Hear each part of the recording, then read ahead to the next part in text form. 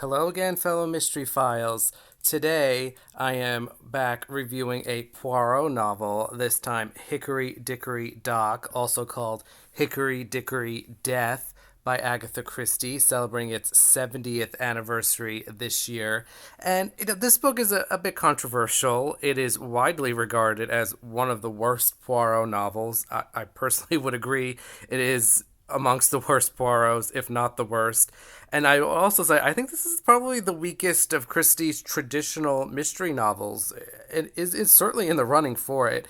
And I see some of you commenting that I can be negative on some of these reviews, but I am just giving my honest opinion of these novels. And if a book isn't very good, I'm going to call it out. And maybe it appears I am tougher on Christie because, well, to be honest, I just tend to not review the worst novels from other authors. So I mostly have praise for them. But with Christie, I do try to cover all of them, regardless of the quality.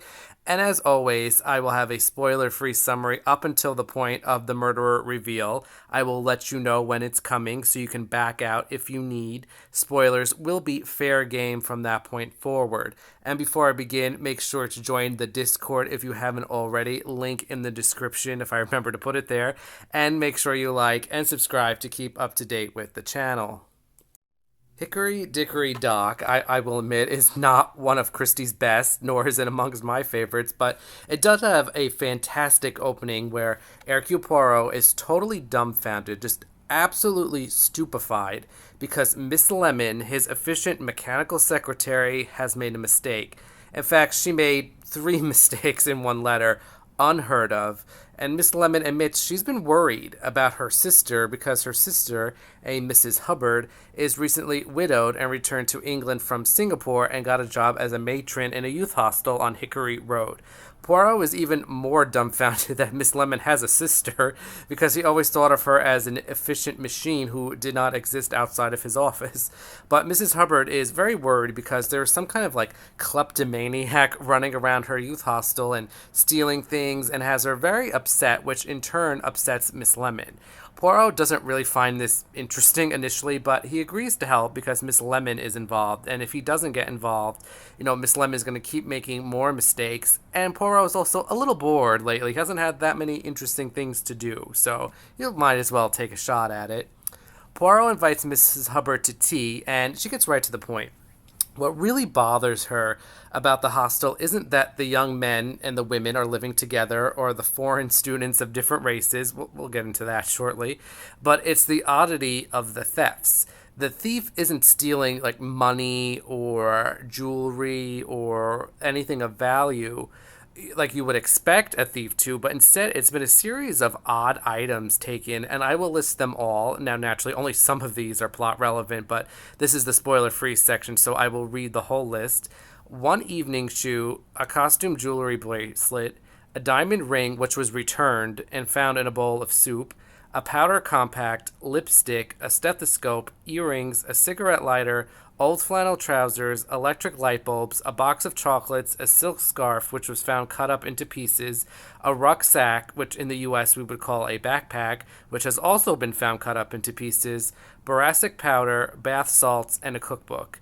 And Poirot is now intrigued because this is like such a random assortment of items. It might mean something interesting is afoot. Poirot is interested initially in the diamond ring because it was returned. The ring belonged to Patricia Lane, an archaeology student, and it was found in a plate of soup, not a bowl of soup, a plate of soup, belonging to Valerie Hobhouse, who works at the local beauty parlor. The ring is intriguing because it was the only one of two valuable items, and it was returned.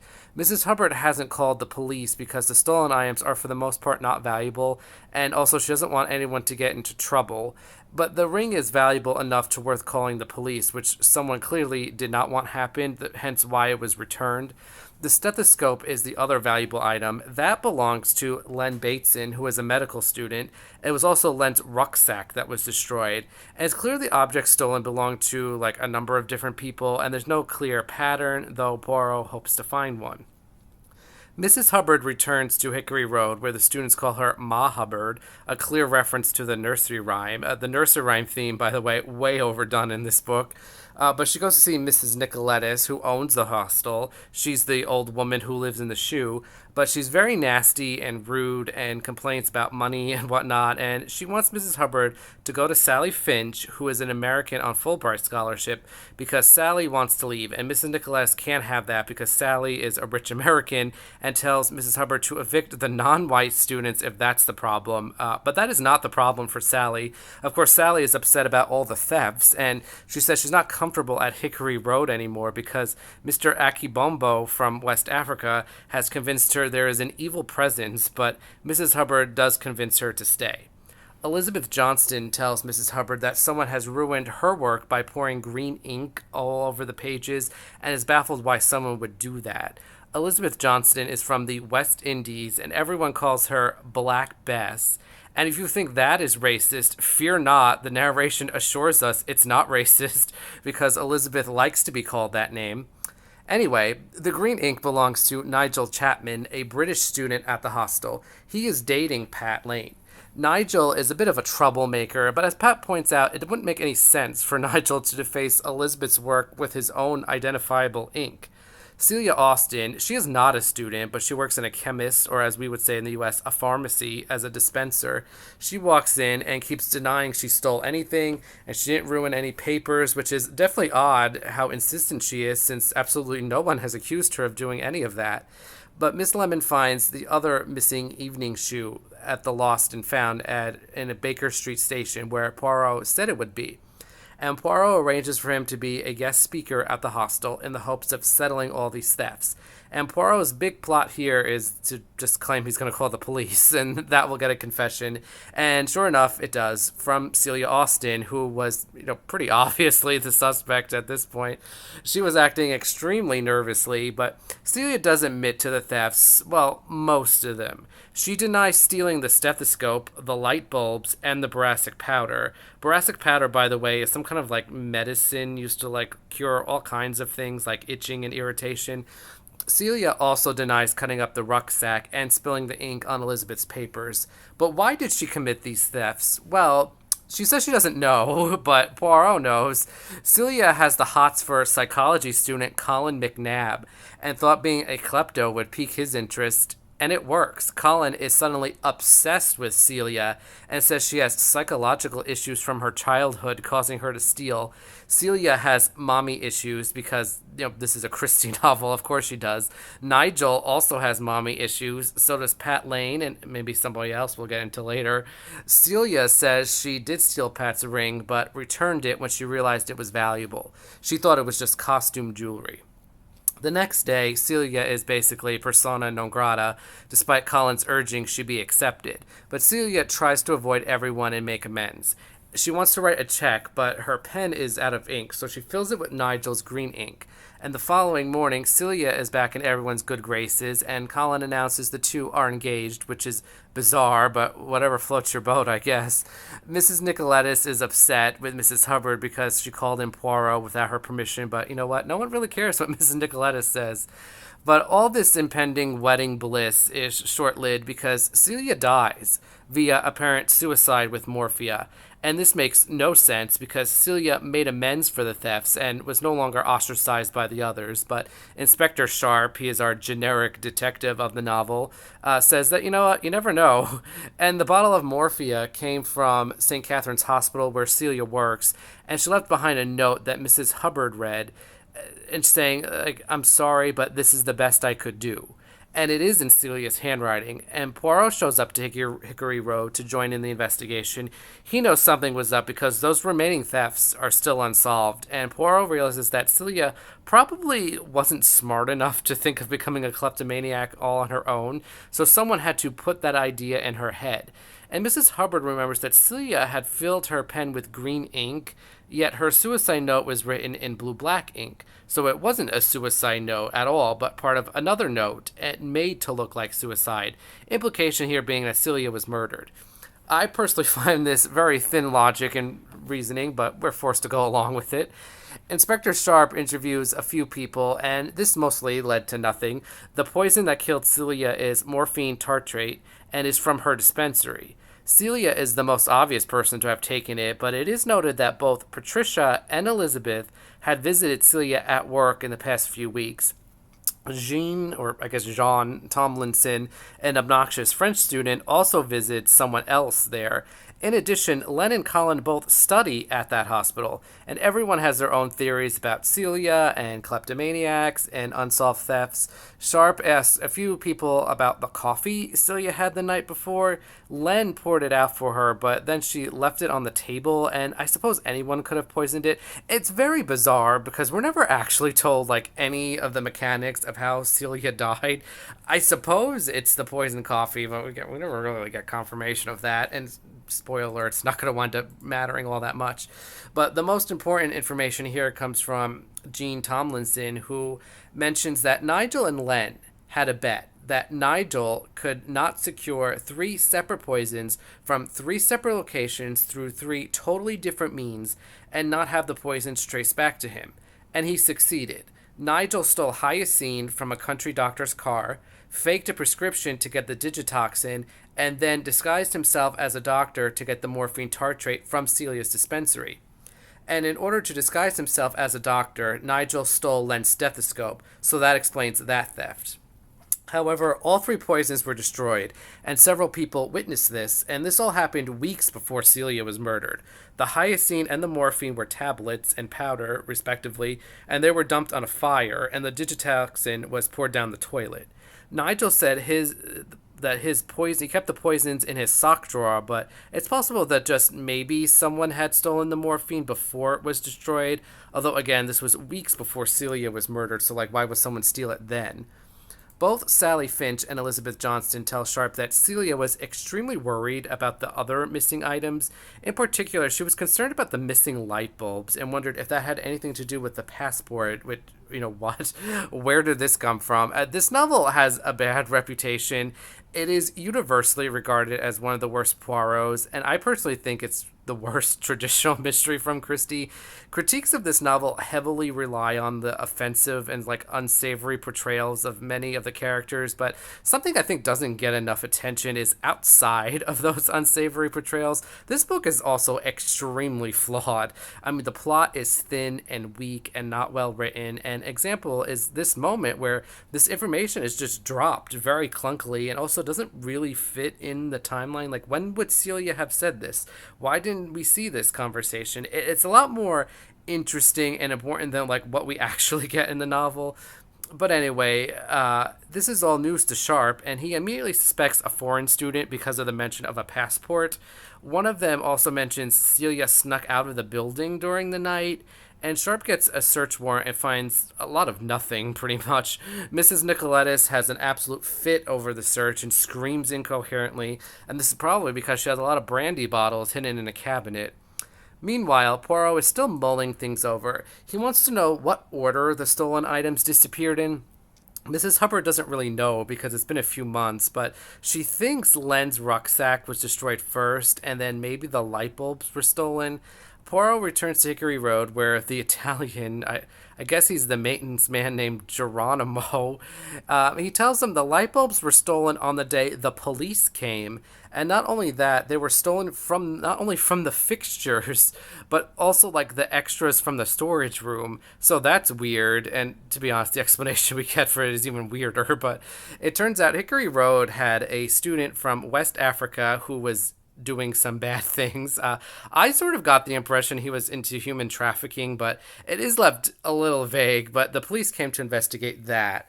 Poirot is concerned about the rucksack, and Mrs. Hubbard shows him Colin's identical one. The rucksacks all come from the same store down the road from the hostel, and they're very popular with the students because they're cheap and it's nearby, and they're made of very thick fabric, so it's not easy to cut. Poirot visits the store, which for some reason Mrs. Hubbard didn't know the name of. It's like two doors down, but she didn't ever know the name of it. And he bought a rucksack. Mrs. Nicoletis continues to throw tantrums and claims she's in danger, and naturally no one believes her. And then she turns up dead in the street after frequenting a local bar. But anyway, Poirot confronts Valerie. He's long believed she was the one who convinced Celia to become a kleptomaniac, and she admits to it. She also admits that when Celia stole Pat's ring, Valerie switched out the diamond for a zircon because she needed the money to pay off gambling debts. We then cut to a meeting at Scotland Yard, and you would think this would be about, the two murders that happened, but no, it's about drug smuggling, and this also really comes out of nowhere.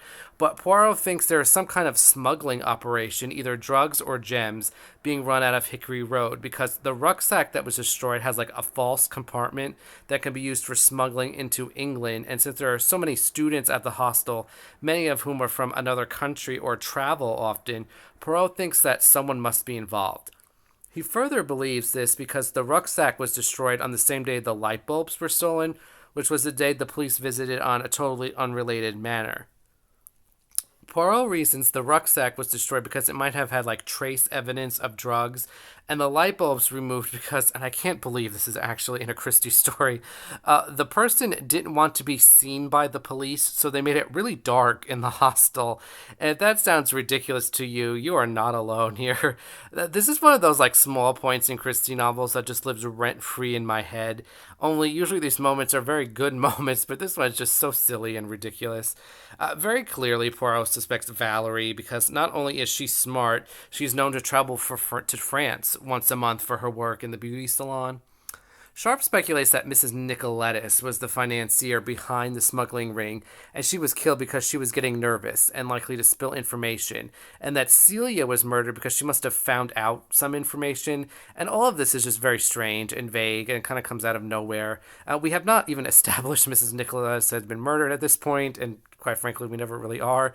But at Hickory Road, a couple of students are just discussing things amongst themselves. Jean, the French student, asks Valerie if she should tell the police that she knows Nigel has a false passport. Jean saw Nigel's passport with the last name Stanley, not Chapman, but Valerie explains that Stanley is Nigel's real last name, and he changed his name to either like collect an inheritance or because he hated his father. It was one of those. Mr. Akimbombo asks Sally about something he found odd, but we're not told what that is yet. But the most important of these conversations is between Pat and Nigel. Pat was worried about Nigel collecting all of those poisons, so before Nigel completed the task, Pat went into Nigel's sock drawer and stole the morphine.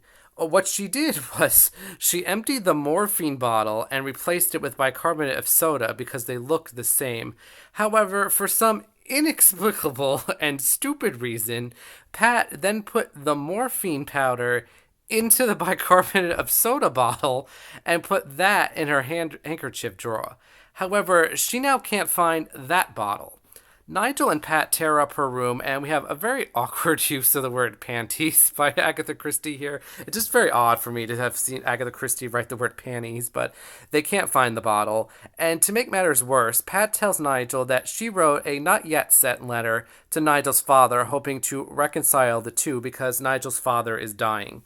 Nigel goes absolutely livid at Pat, tells her not to do that, and he doesn't care about his father because his father murdered his mother. Nigel's father is a famous scientist, world-renowned, and Nigel hates how successful his father is after murdering his mother, but Pat says nothing will stop her, and she's determined to reconcile them. Nigel is furious over the missing morphine, and now he has this to deal with, but he goes to see Inspector Sharp and tells him about what Pat did with the morphine. But while he's at the police station, Pat calls and says she knows who stole the poison, but then Pat hangs up the phone in the middle of a sentence. So Nigel and Sharp race back to Hickory Road, where they find Pat dead. She was hit on the head with a paperweight and a sock. The sock is Nigel's, but the paperweight is Pat's. The only private telephone at Hickory Road is in Mrs. Hubbard's room, so it is assumed Pat telephoned from there and then hung up the phone when someone walked in, and that person was the person Pat had in mind, and they followed her to her room and killed her.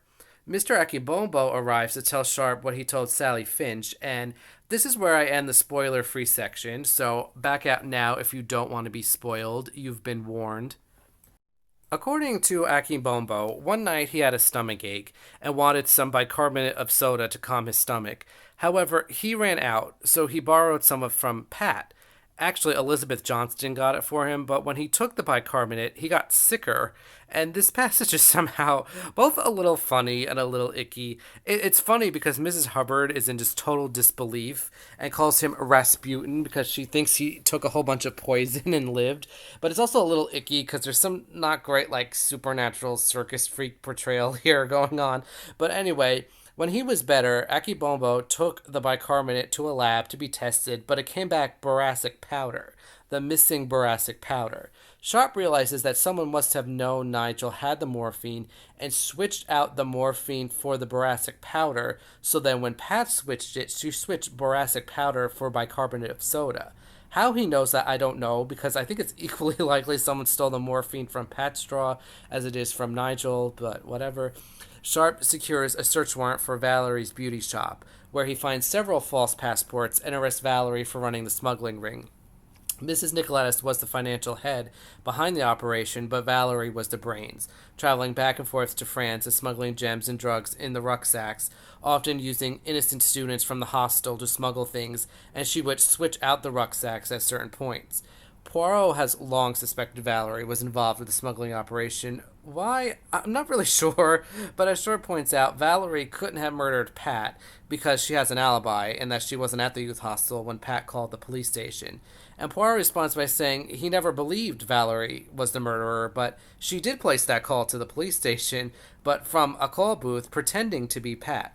Nigel murdered Pat before he left for the police station, and he told his smuggling partner Valerie, and she pretended to be Pat and to give Nigel an alibi. Nigel also murdered Mrs. Nicoletis, I guess, because she was weak-willed and couldn't be trusted to keep a secret. He is said to have poisoned her drink when he met her at a pub, I guess. And he murdered Celia for, I have to be honest, it's not clear to me why he murdered Celia or how he murdered Celia. Poirot speaks with such confidence and authority, but none of this is ever, like, really explained in a plausible manner. It's a lot of speculation treated as fact. Poirot says that on the day the police visited on that unrelated matter, Nigel stole the light bulbs and all that, and Celia saw Nigel cutting up the rucksack, which she did outside in the open for some reason, and Celia also knew about his fake passports and that he poured ink on Elizabeth's paper, and this makes absolutely no sense whatsoever. I will go over this in the criticism section, but this is just totally illogical, and I also don't know how Poirot knows this, or maybe he's just guessing what had to have happened. I think we're supposed to believe Valerie blabbed because she does turn on Nigel, but she hadn't actually done that yet when this information comes out. But anyway, Poirot meets with a lawyer named Mr. Endicott, who I think this is supposed to be Mr. Entwistle from After the Funeral, because they mentioned the Abernathy case, but Mr. Endicott slash Entwistle is Sir Arthur Stanley's lawyer, and Sir Stanley has died. But within his papers is a written confession from Nigel stating that he murdered his mother. His father kept this a secret because his mother wanted him to, but that confession will be revealed if Nigel commits any other crimes, and that's why Nigel killed Pat, because she was going to write to Sir Stanley, and that may have alerted him to the smuggling ring. I don't know how. If this wasn't strange enough, we also find out that Mrs. Nicoletis was Valerie's mother for some reason. Again, totally out of nowhere. Len is going to marry Sally Finch with Mr. Akibombo as best man. Len's father is in a mental institution, but it's not hereditary. And Miss Lemon has finally stopped making mistakes in her letters. The end. Let's get into praise, and I just have so little praise for this novel. I do think the opening is great. It's actually one of the best openings in a Christie novel, with Miss Lemon making mistakes and Poirot being completely baffled, and his thoughts about Miss Lemon, his shock that she has a sister and isn't a secretarial robot. It's a great opening. I also think the central premise of students having a bet over one of them being able to steal 3 different poisons in 3 different ways is interesting. Doesn't play out that way, but the concept is interesting. I think the idea of these random thefts happening of insignificant items is also interesting. Again, doesn't play out that way. I also feel like the leftover items not stolen by Celia being important, again, doesn't work out that way. So there's a lot of like interesting hooks and setup here, but that's just like simply not enough when Christie fails to deliver a satisfactory story as promised by those interesting hooks.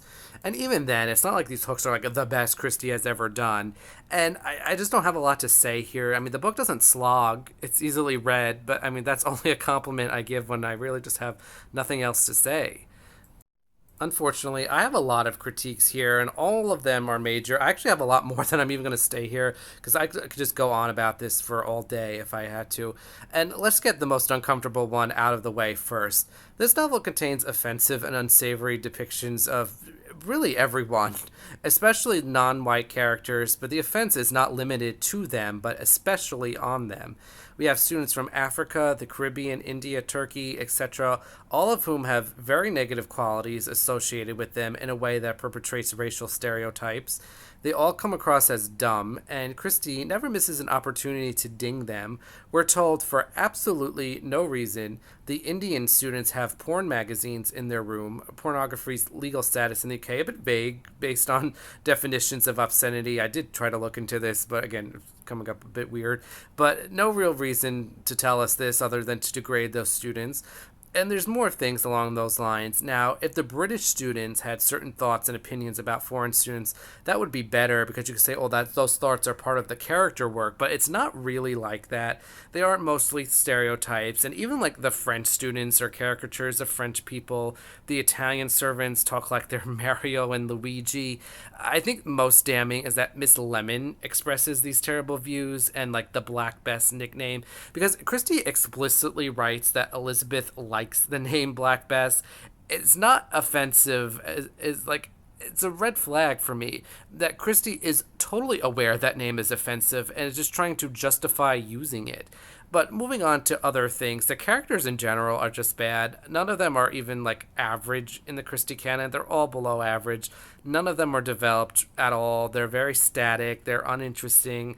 There's also too many of them, and they all just sort of like speak lines of dialogue to move the story forward. They don't feel like real people. They just kind of exist on the page, and I can't imagine any of these characters having lives off of the page. The plot has a number of weaknesses. First of all, I never felt at any point any deduction was going on. Poirot or Sharp would just announce a new finding without ever explaining how they reached that conclusion. For example, the smuggling ring comes out of complete nowhere, and then when they're first talking about it, no foreshadowing, no lead up there, no hinting. A lot of the plot feels very contrived and forced. Nigel stealing the light bulb so the police won't see him is absolutely ridiculous. It's actually so silly. It's actually kind of funny, and maybe it's a plus, but like, why didn't he just, go somewhere else when the police came? If he was so worried about being identified by the police who weren't onto his trail at all, why then did he cut up the rucksack in the middle of the common area when anyone could see him and anyone did? Also, why does he need multiple passports when we're told they use innocent victims anyway? Like, it doesn't make any sense. And why did he cut up the rucksack in the first place? It makes no sense and does nothing but suggest the rucksack was important when no one thought it was important up until that point. And it wasn't even his, it was Len's. And there are continuity issues with past novels. I already mentioned Mr. Entwistle / Endicott, and I find this like really just unacceptable considering After the Funeral was like 2 years before. It's not like it had been 20 years or something. There are continuity issues within the story itself. Poirot says Celia caught Nigel pouring the ink on Elizabeth's papers, even though Celia was at work when that happened. And again, why would Nigel do that in the first place? It makes no sense. Poirot does a lot of speculation and treating speculation as fact. We never get confirmation of how Celia was murdered. It's left very much open-ended. Was it the coffee? Did someone break into her window at night, as was suggested? We're not told how Mrs. Nicoletis was murdered, really.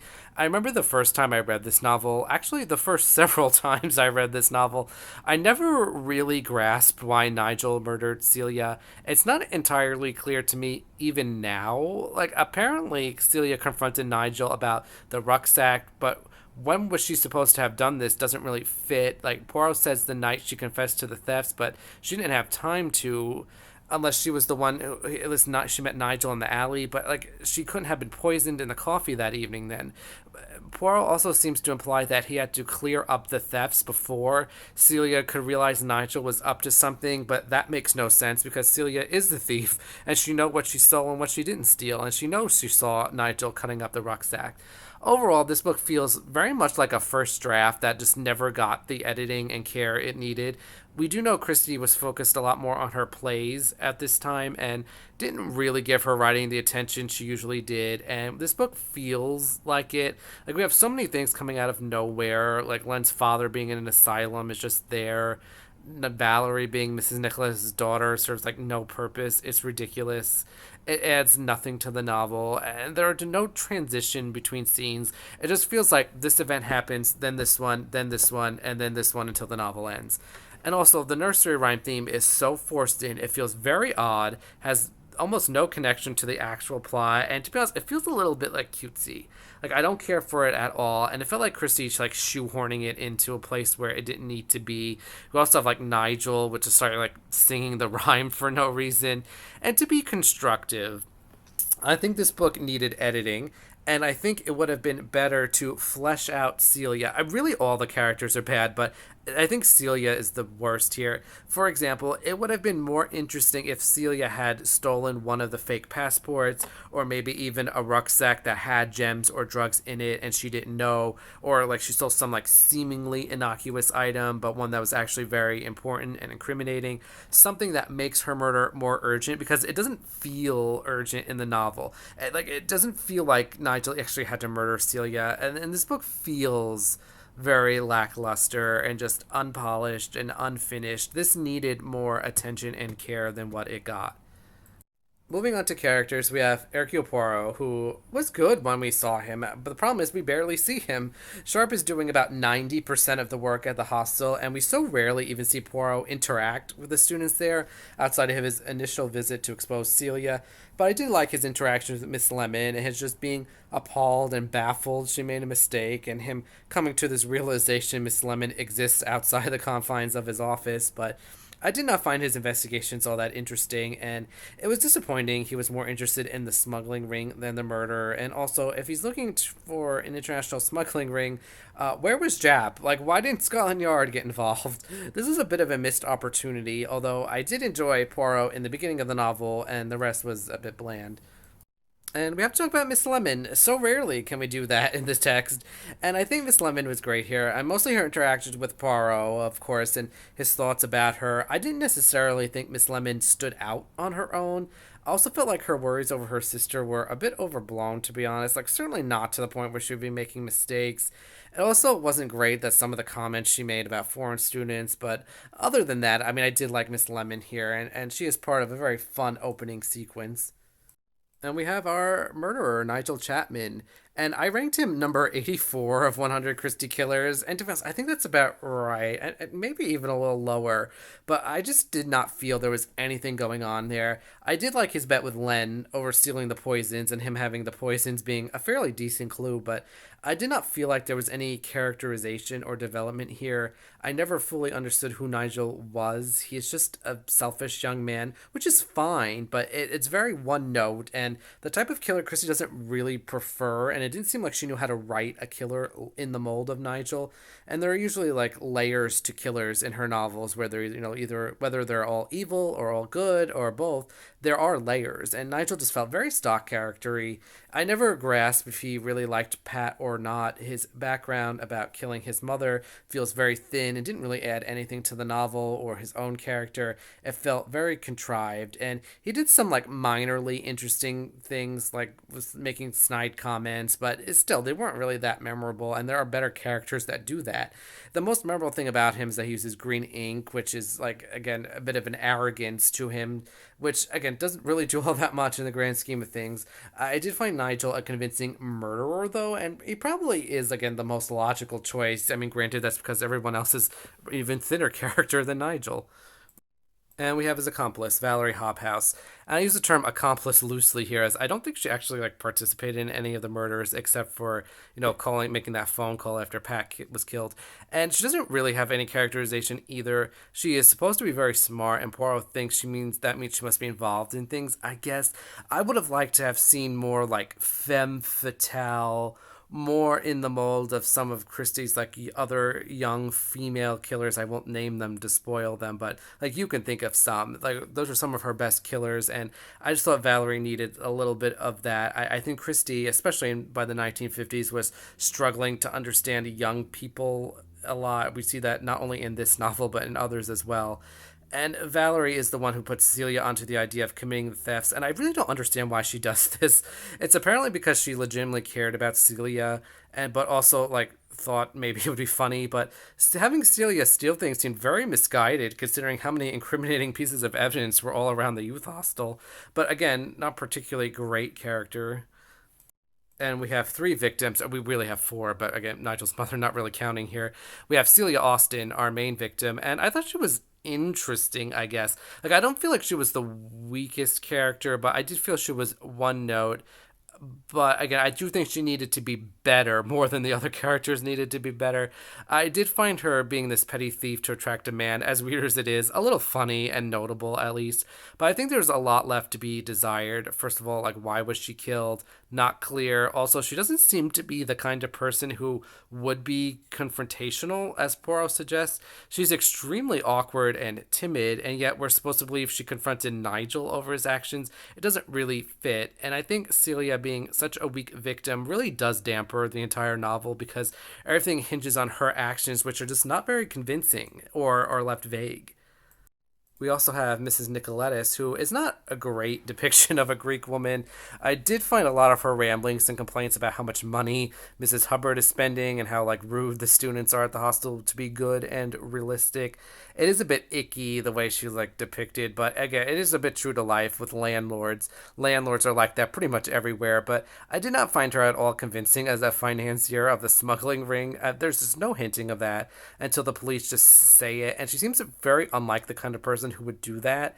And also, she's not like an extremely wealthy person who we normally see in that bankrolling position. And she's not a particularly great character in the novel. And again, I don't really know why she's there. Again, it doesn't make much sense. And we have our final victim, Pat Lane, who has a little bit more to do plot wise. She is Nigel's girlfriend, and just how one sided this relationship is debatable. I only consider the novel canon, but in her notebooks, as revealed by John Curran, Christie does write that Nigel really did love Pat, and his reaction to having killed her is genuine. And we're told she's a bit of a wallflower, and Poirot actually compares her to Vera Rosikoff and scoffs at Pat's terrible makeup and fashion. And she is one of the more important people in the novel, like having switched out the poison or switched out not the poison, and writing to Nigel's father, forcing Nigel's hand. But I find it difficult to like really grasp who Patricia is. Again, wallflower, but she seems too sociable to be a wallflower. And I think some of her actions are definitely like questionable from a character standpoint. I understand her worries about the poison because she does have like this bit of like a mommying of Nigel. Again, this is Christie. There's weird mommy issues all the time, but I don't understand like why she wants to write to Nigel's father. And she says it's because he's dying, and maybe she's sentimental. But to me, it didn't really come across that way either. It seems like Christie just like didn't know what to do with her. And although her murder is probably one of the more heartbreaking ones in the Christie canon, I do wish that like Christie had included these bits about Nigel really liking her. Like, why are they in her notebooks and not in the novel? It doesn't make much sense. It's a bit of a missed opportunity yet again. Onto our regular characters, we have Mrs. Hubbard, who I sort of expected more from. Again, Mrs. Hubbard is not well drawn, and as Miss Lemon's sister, I mean, you would think she would be, but she didn't really have all that much to do, nor did I find her all that interesting. I mean, she's a kind person who, again, a little bit of a mother to these students here, and she defends them all against Mrs. Nicoletis, and also tries to keep everybody happy, but like, she's no Miss Lemon and can't do that. And I don't really know much about her personality-wise outside of this sort of like mommying of the students. And for such an important character, like she really is just wasted in her role. She doesn't like contribute much of anything to the story outside of the beginning. So I thought that she was a bit of a miss. And we also have Len Bateson, who I always remember liking, and I think that's probably just because he's played by Damian Lewis in the Suchet adaptation. But Len is constantly referred to by his red hair and his temper, which we don't really see that much of. And outside of Nigel, I would say Len is probably like the only other like true suspect. Even then, I think it's a bit tenuous. I mean, he's supposed to be our red herring, probably because of his red hair, but he poured out the coffee for Celia allegedly, and he shares a room with Nigel. But I did feel like the attempts to incriminate him felt a bit thin and sloppy and sort of like obvious red herring material. We have Sally Finch, our American on Fulbright scholarship, and she too has red hair. And like most Americans in Christie, Christie depicts her as really rich, and like she's like the most important student at the hostel, and sort of like everything revolves around her because she's so pretty and she's so rich allegedly, and she's an American, even to the point where like Mrs. Nicolette is like get rid of all the non-white students because she thinks Sally is racist because she's American, which is just really odd. And it actually turns out that she has like a pretty good relationship with a lot of the foreign students, especially Mr. Akimbombo, who, again, there's a bit of a friendship going on there. And to be honest, I really liked their friendship, and I wish we saw more of it. It does play a bit of a role in the solution, but again, I wish we saw more of their friendship because it was very nice. And if this novel had been written today, I do think Sally would have wound up marrying Mr. Akimbombo, but it was 1955, so she marries Len instead, with Mr. Akimbombo as best man. But again, other than that, I did find Sally a little bit superficial. Again, like everyone else in the novel, she is a little bit thin and underdeveloped. We also have Colin McNabb, our psychology student who loves quote unquote head cases.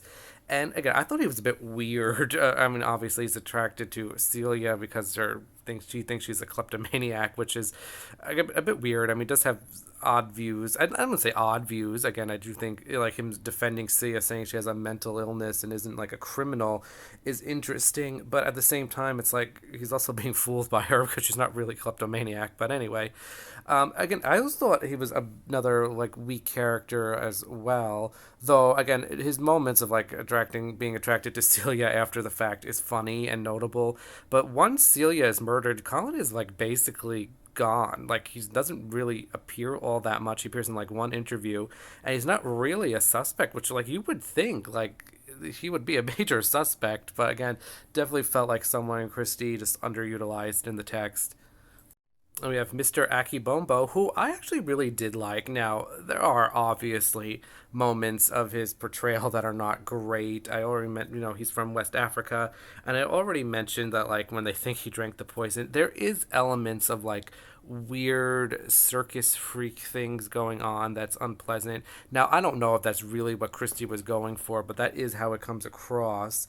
And I also thought, like, Mr. Akibombo, again, not necessarily the brightest character either. Again, I'm not sure if Christie's, like, trying to depict him as, like, an unsure foreigner in England, like, just unsure how to get around in this new country, or is she just like really depicting him as dumb? I think it could go either way, and I'm always willing to give Christie the benefit here, but in this book, I mean, really, I think she's lost the right to have the benefit of the doubt.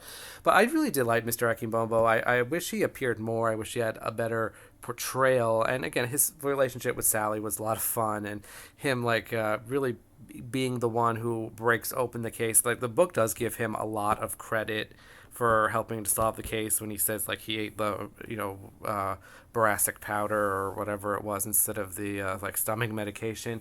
But again, a bit of a mixed bag here, really. And finally, we have Elizabeth Johnston, who I actually thought was a good character if it wasn't for a lot of, again, the content surrounding her. Now, she herself is not depicted in like an unsavory sort of way. Like, she doesn't really have a lot of negative traits to her other than that she's really vain, which, again, like, that's like everyone in the novel and everyone in every mystery novel, but it's really the way that other people talk about her and what the narration says, but she herself does not have any like true icky moments. And again, I thought they do try to like set her up as a suspect at some point, but then they sort of just like abandon it. And with most notable thing about her is that she loses all her papers to the green ink, which is like, I never really understood what the point of this was other than to just like be mean, but apparently that's not Nigel's motivation anyway. And we also get like this weird moment where like after the hostel is searched, we find out like she's a communist, and like Poirot's just like whatever, that doesn't matter, and Sharp is like trying to make a big deal out of it. But again, I thought Elizabeth Johnson again could have been a good character. There was a lot of potential there, but like all the other characters in the novel, she does have a bit of like an unsavory depiction, and also she's just not well developed enough.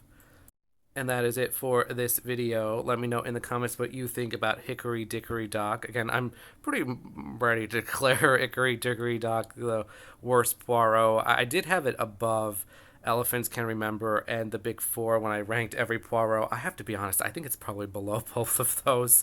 Again, this is probably Christie's worst, or I should say weakest, not worst, her weakest traditional mystery novel, and perhaps worse than a lot of the thrillers out there. But anyway, next week, a much better topic. I will be doing another subgenre deep dive, and this time I am talking about children's mysteries, children, young adult, young teen, middle grade, what have you. And just as a fair warning, I am very bad at determining like what is age appropriate for children. Like, I don't know, like, if a book should be for like an 8-year old, a 12-year old. Like, I have no idea about that. But anyway, next week I will be talking about children's mysteries. That would be like children, teens, again, young adults, whatever. And I will also be like just like reviewing some of my like brief reviews, not full reviews, of some of like my favorite childhood mysteries series. You know, Nancy Drew, The Hardy Boys, Encyclopedia Brown, all of those. So stay tuned for that. Until next time, Mystery Files.